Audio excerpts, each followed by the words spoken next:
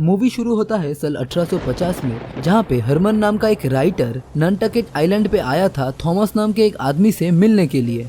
वो थॉमस के घर पे आके नॉक करता है, लेकिन उसकी बीवी हरमन को कस्टमर समझ के वहाँ से चले जाने के लिए कहता है। लेकिन जब वो अपना आइडेंटिटी और एक लेटर दिखाता है तभी उसकी वाइफ सब कुछ समझ जाती है और उसको थॉमस से मिलने के लिए भेज देती है। असल में प्रेजेंट टाइम से 30 साल पहले एसेक्स नाम का एक जहाज डूब गया था और उसके बाद शिप के लोगों को बहुत दिक्कतें झेलनी पड़ी थी। कुछ लोग मारे गए और कुछ लोग सरवाइव करके वापिस आ गए। उनमें से थॉमस आखिरी था जो कि अभी तक जिंदा था। तो हरमन उससे कहानी सुन के एक किताब लिखना चाहता है, लेकिन थॉमस को जब ये पता चलता है तो उसको बुरा भला बोलता है और वहाँ से चले जाने के लिए कहता है। उसके पास जितने पैसे थे वो देने के लिए राजी था, लेकिन थॉमस फिर भी नहीं मान रहा था। आखिर में वो जब जाने लगा तब थॉमस की बीवी आके सीन को हैंडल करती है और उससे सॉरी कह के वो ये बोलता है कि वो थॉमस को मना लेगा। फिर वो थॉमस से कहता है कि हम लोगों की फाइनेंशियल कंडीशन उतना अच्छा नहीं है, तो तुम इसे वो कहानी बता दो ताकि हमें कुछ पैसे मिल सके।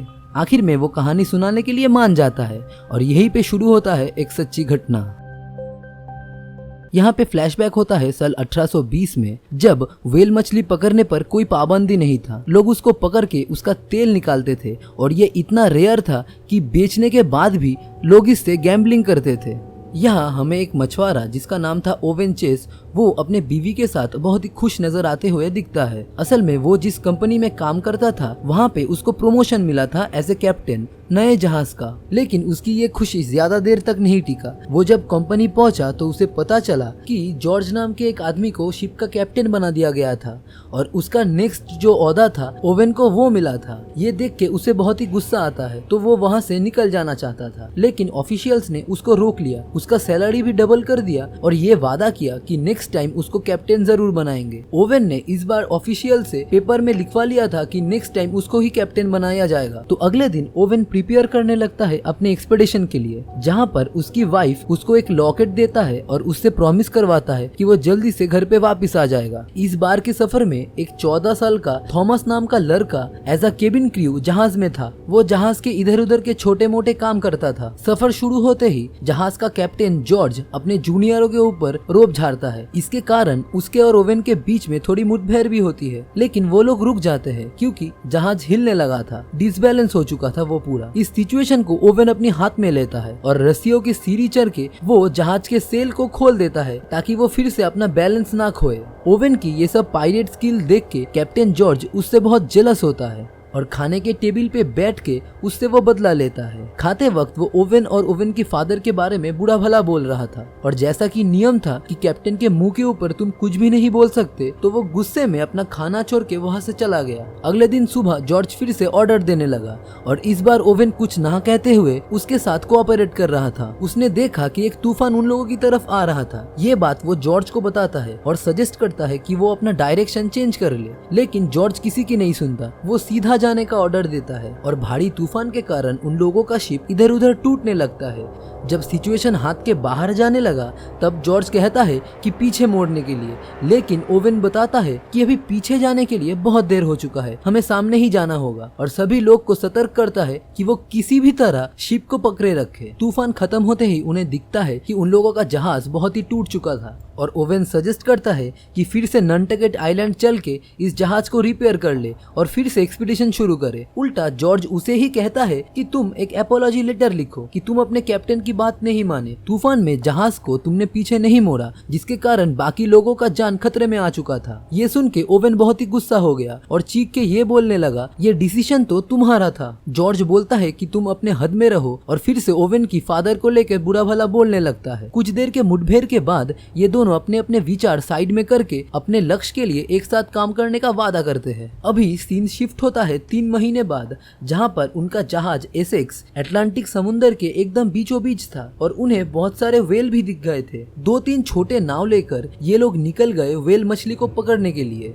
इसके बाद ओवेन ने अपना भाला एक व्हेल मछली के ऊपर गाड़ दिया और वेट करने लगा कि कब वो मर जाएगा। उस भाले से रस्सी बंधा हुआ था ताकि वो व्हेल मछली को खींचते हुए अपने जहाज पर ले जा सके। यहाँ पे व्हेल मरने का नाम ही नहीं ले रहा था और उन लोगों का रस्सी भी खत्म होने वाला था। उन लोगों में से एक आदमी आदमी रस्सी काट देने के लिए बोलता है क्योंकि वो व्हेल मर नहीं रहा था और व्हेल के साथ वो लोग भी डूब के मर जाएंगे। लेकिन ओवेन ये काटने के लिए मना करता है और रस्सी खत्म होने के ठीक पहले ही वो व्हेल मर जाता है। इससे हमें ये पता चलता है कि ओवेन का एक्सपीरियंस बहुत ज्यादा था। वो लोग व्हेल को जहाज में लाकर उसका तेल निकालने लगे और वो 14 साल का लड़का थॉमस सबसे छोटा था, इसीलिए उसको ही ये काम करना पड़ रहा था। इसके बाद बहुत महीने बीत जाते हैं लेकिन उन लोगों को एक भी व्हेल नहीं दिखा उसके बाद, और उन लोगों के पास ज्यादा खाना भी नहीं था। तो जॉर्ज को ये पता लग गया था कि अटलांटिक ओशन में और व्हेल मछली नहीं मिलेगा। तो वो अपना लक आजमाने के लिए पैसिफिक ओशन से होते हुए इक्वेडोर पहुंचा। वहाँ आटाकामा में पहुंच के उसने एक स्पेनिश सेलर से बात किया जो कि बता रहा था कि यहाँ से वेस्ट की तरफ 2000 माइल दूर एक ऑफशोर है और जहाँ पर बहुत सारे व्हेल मछली पाए जाते हैं, लेकिन वहाँ पे एक बड़ा सा व्हाइट व्हेल भी है और वो बहुत खतरनाक है। स्पेनिश सेलर से रिवेंज लेने के लिए वो इन लोगों के शिप तोड़ देता है और घटना के दौरान उसके 6 लोग मारे जाते हैं। जॉन और ओवेन दोनों ही इस स्टोरी को सुन के हवा में उड़ा देते हैं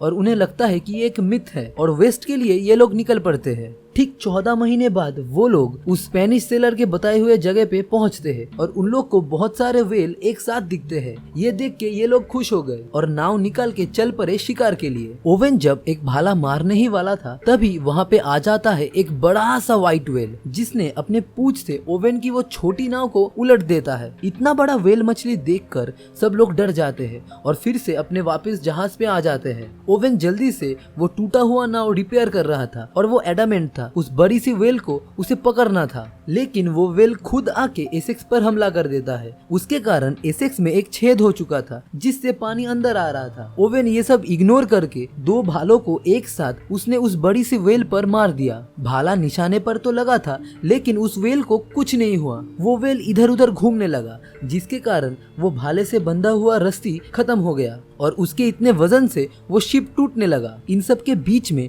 वो भाला व्हेल से निकल जाता है और वो फिर से छूट जाता है। व्हेल ऑयल के ऊपर आग लग गया जिसके कारण वो शिप जलने लगा। वो सभी लोग छोटी नाव लेके जब निकल ही रहे थे तभी एसेक्स पूरा तबाह हो गया। अभी उन लोगों के पास कुछ नहीं बचा था। अगले दिन सुबह इन लोगों ने मैप देखकर अपना डायरेक्शन ठीक किया और अभी शुरू होता है इन लोगों का सबसे बुरा जर्नी।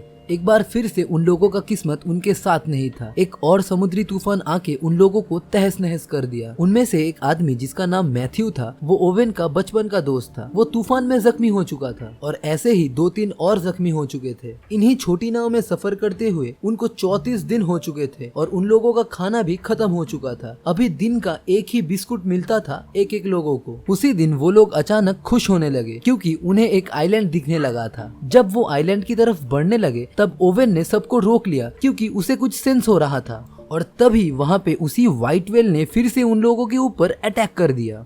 असल में ये व्हाइट व्हेल बहुत पहले से ही इन लोग के पीछे पीछे आ रहा था और मौका देखते ही इन लोगों के छोटी नाव पर अटैक कर दिया। कुछ लोग उस अटैक में मारे गए और कुछ लोग डूबकर, बचे हुए लोग तैरते हुए किनारे आ गए थे। उनके सामने जो भी था वो लोग खाने लगे, कच्चा मछली और पक्षियों के अंडे। रात में इन लोगों ने आग जलाया था ताकि अगर कोई सा भी जहाज वहाँ से पास करता है तो उनको देख पाए, लेकिन हफ्ते बीत जाते हैं वहाँ पर कोई नहीं आता। खाना ढूंढते हुए उन्हें एक गुफा के अंदर कुछ कंकाल मिलता है और इससे ओवेन श्योर हो जाता है कि रेस्क्यू के लिए तो कोई नहीं आएगा, अगर बचना है तो यहाँ से खुद ही निकलना होगा। बोट ठीक करके ये लोग निकल रहे थे सिवाय 4 लोग के, जिसमें मैथ्यू भी था। वो पहले ही हार मान चुका था। ओवेन उसको वादा करता है कि घर पहुँच के वो रेस्क्यू करने के लिए फिर से किसी को भेजेगा। फिर से उस आइलैंड से ये लोग बोट लेके निकल जाते हैं। इसी जर्नी से थक के 48 डे पर उनका एक आदमी बोट पे ही दम तोड़ देता है। वहाँ का और एक आदमी बोलता है कि इस लाश को हम लोग पानी में फेंक देते हैं, लेकिन ओवेन उसको मना करता है। इन लोगों के पास खाने के लिए कुछ नहीं था। बहुत दिनों से इन लोगों ने कुछ भी नहीं खाया था, तो अभी ये मरा हुआ आदमी ही इन लोगों का खाना बनेगा। इस दर्दनाक और भयानक सिचुएशन को देखते हुए थॉमस खुद को रोक नहीं पाया था, उसने रो दिया था। अभी के प्रेजेंट टाइम में थॉमस कहानी बताते हुए रुक जाता है और वो हरमन को ये बताता है कि उसने ये कहानी किसी और को नहीं बताया था। ये सच सच उसने अपने बीवी से भी छुपाया था। अगर वो बता देता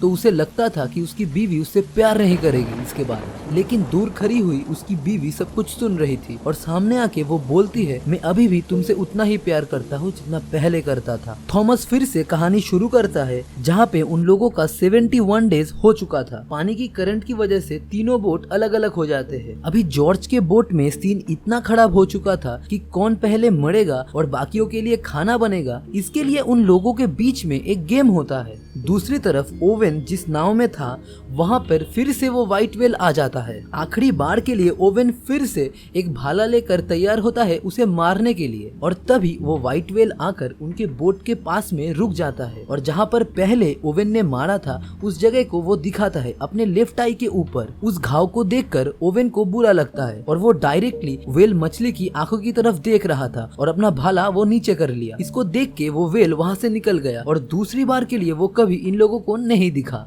दूसरी तरफ थॉमस के बोट को एक शिप ने देख लिया था और उन लोगों को सरवाइव कर लिया और ओवेन की बोट अभी भी भटक रहा था। तो कुछ ही दिनों के अंदर उन लोगों को एक आइलैंड दिखा जो कि चिली था। चिली पर पहुंचकर उन लोगों ने फिर से नंटकेट आइलैंड अपने घर पर वापस आ गए। घर जाने से पहले उनको फिर से कंपनी में बुलाया गया और ऑफिशियल्स उनको कहने लगे कि तुम ये सब घटना को ढक दो ताकि कंपनी का रेपुटेशन बचा रहे। लेकिन ओवेन इस पे राजी नहीं था। उसने खुद ही रिजाइन कर दिया और वो खुद झूठ नहीं बोलेगा ये बोलते हुए वहाँ से निकल गया। आखिरी बार के लिए ओवेन थॉमस से मिला और उसको एक व्हेल मछली की दांत से बना हुआ पेन गिफ्ट किया। उसके बाद थॉमस ने उससे कभी नहीं मिला। ओवेन की बात से भावुक होकर दूसरी तरफ जॉर्ज ने मर्चेंट्स और बाकी ऑफिशियल्स को सब कुछ सच बताने लगा और कहा जाता है कि वो फिर से एक बार समुद्र में गया था उसी व्हेल को ढूंढकर मारने के लिए, लेकिन वो नाकामयाब होता है और ओवेन एक सक्सेसफुल कैप्टन बनता है और अपना जीवन ऐसा सेलर ही बिताता है। अभी प्रेजेंट टाइम में हरमन थॉमस को थैंक यू बोलता है क्योंकि उसको इस कहानी से एक सीख मिलती है, साहस, और वो जो किताब लिख रहा था वो भी खत्म होता है।